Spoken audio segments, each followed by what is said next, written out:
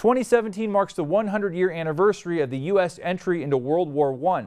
Fox UP reporter Rachel Droz speaks with relatives of people from the UP who fought in the Great War. She has their stories tonight.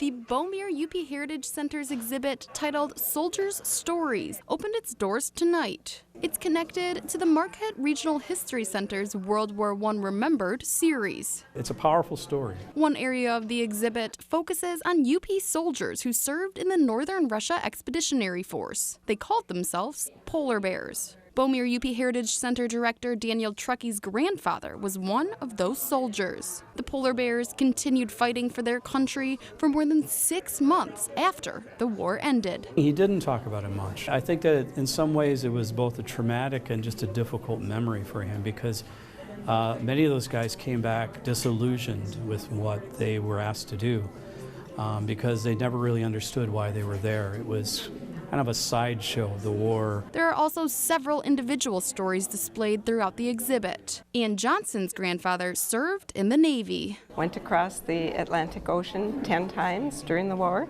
and he had 2 brothers who were also in the war. One was the first POW from the UP, and one was actually killed in action just a few weeks before the armistice was signed. Johnson hopes people walk away from these exhibits knowing a little bit more about our nation's history. We can learn from the mistakes they made, and we can also learn from the things they did right.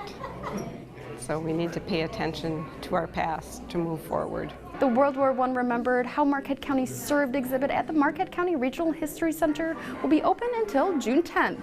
The Soldier's Story exhibit here at the NMU Beaumere Heritage Center will be open until June 1st. Reporting in Marquette, Rachel Droz of Fox UP News.